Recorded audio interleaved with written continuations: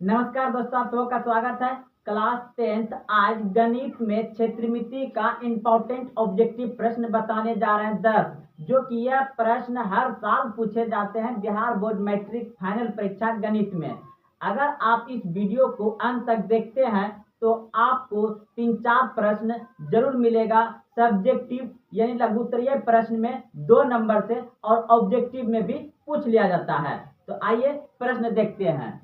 प्रश्न कह रहा है यदि एक वृत्त का क्षेत्रफल और परिधि का मान समान है तो वृत्त की त्रिज्या क्या होगी। तो प्रश्न को आप समझ गए होंगे।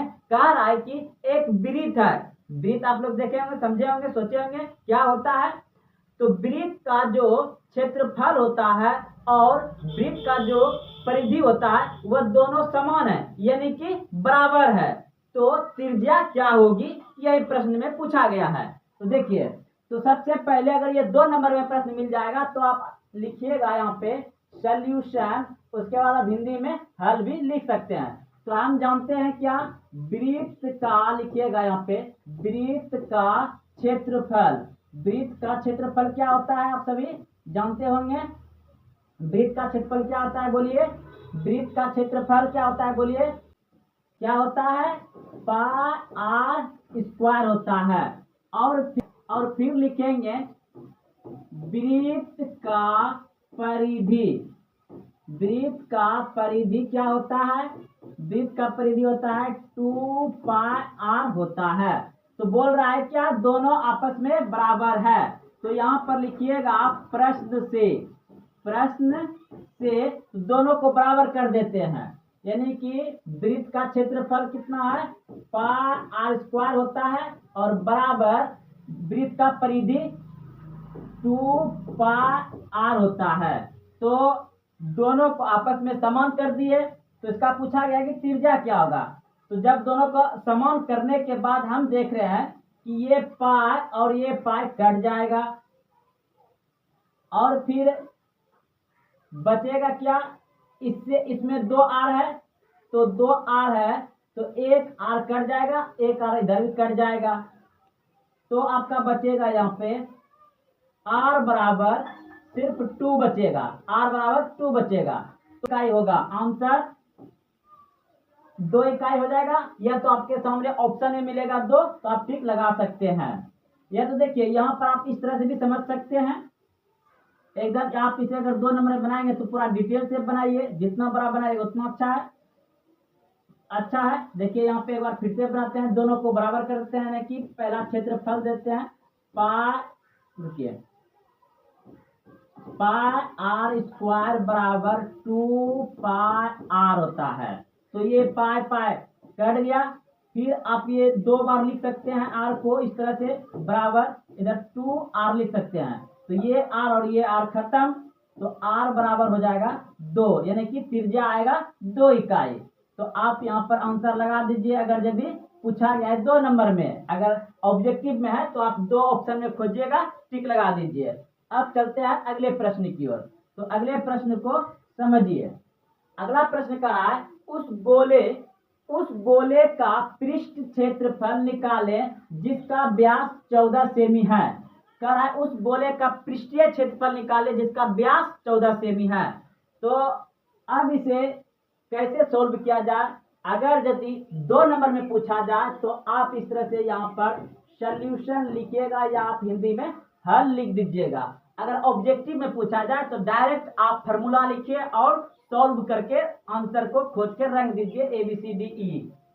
तो अब देखिए उस गोले का पृष्ठीय क्षेत्रफल ज्ञात करिए। तो हम सभी जानते हैं क्या कि व्यास बराबर होता है 2r, यानी कि 2 त्रिज्या होता है, 2 त्रिज्या होता है। तो हमें त्रिज्या यानी कि त्रिज्या बराबर क्या हो जाएगा, त्रिज्या क्या कहते हैं, आर कहते हैं, त्रिज्या क्या कहते हैं, आर कहते हैं। तो त्रिज्या बराबर क्या आ जाएगा, यानी कि व्यास बटे 2 हो जाएगा, क्योंकि ये आर यहीं रहेगा, 2 इसके नीचे आ जाएगा, तो व्यास बटे 2 हो जाएगा। यानी कि इसे आप डी भी कह सकते हैं, डी बटे 2। और व्यास को क्या कहता है, डी भी कहा जाता है, याद रखिएगा, डी से सूचित करते हैं व्यास को। तो अब हमें निकालना है त्रिज्या। क्या निकालना है? त्रिज्या निकालना है। त्रिज्या निकालना है तो त्रिज्या बराबर 14 व्यास दिया हुआ है यहाँ पे, तो यहाँ पे 14 लिख देंगे। नीचे में क्या आ जाएगा? 2, तो 2 लिख देंगे। तो 7 दूना 14, यानी कि आर बराबर कितना आ गया आपका? आर बराबर आ गया 7। आर बराबर आ गया 7। तो अब हमें निकालना है गोले का पृष्ठीय क्षेत्रफल। तो गोले का पृष्ठीय क्षेत्रफल क्या होता है? तो गोले का पृष्ठीय क्षेत्रफल निकालना है। लिखिएगा गोले का पृष्ठ क्षेत्रफल बराबर दीजिए, शॉर्ट में लिख दिया है। तो गोले का पृष्ठीय क्षेत्रफल क्या होता है? आप लोग सोचिए। तो होता है 4 पाई आर स्क्वायर होता है। 4 पाई आर स्क्वायर होता है। तो आप यहाँ पर बैठा दीजिए। तो 4 तो पहले से रहेगा गुना 22/7 और फिर गुना इस आर का मान कितना है? 7, यानी कि स्क्वायर में आएगा। तो आप इसे 2 बार लिख सकते हैं 7। आप इसे 2 बार लिख सकते हैं। आप इसे 2 बार लिख सकते हैं 7 गुना 7। तो एक साथ यहाँ से कट जाएगा आपका, एक साथ यहाँ से यहाँ कट गया। तो आपका क्या बचा? तब इधर को गुना करेंगे तो कितना हो जाएगा? 4 दूनी 8, 4 दूनी 8, 88 हो जाएगा। 88 गुना 7, यानी कि ये हो जाएगा 8 सत्ती 56। 8 सत्ती 56 हो जाएगा।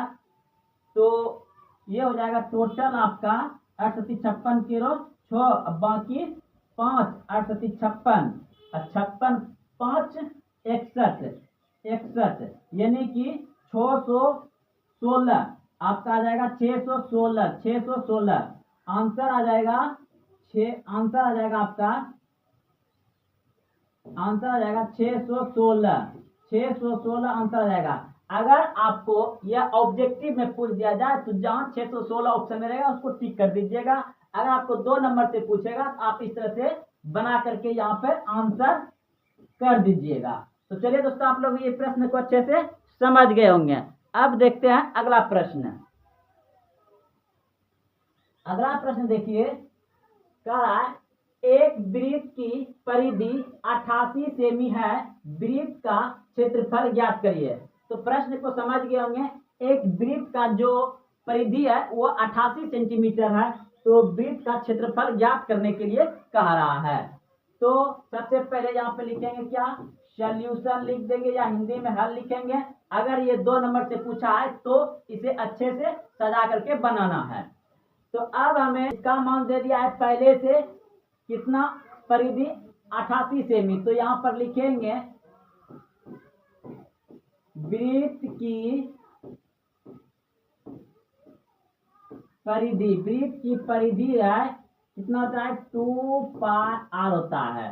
तो अब हम इसके बराबर लिख देंगे क्योंकि यहाँ पर हमको दिया गया है। तो 2 पाई आर बराबर हो जाएगा 88। ठीक, अब देखिए इसको हम तोड़ेंगे, यानी कि 2 गुना 22/7 गुना आर बराबर कितना हो जाएगा? इधर 88। ठीक, तो 22 दूना 44,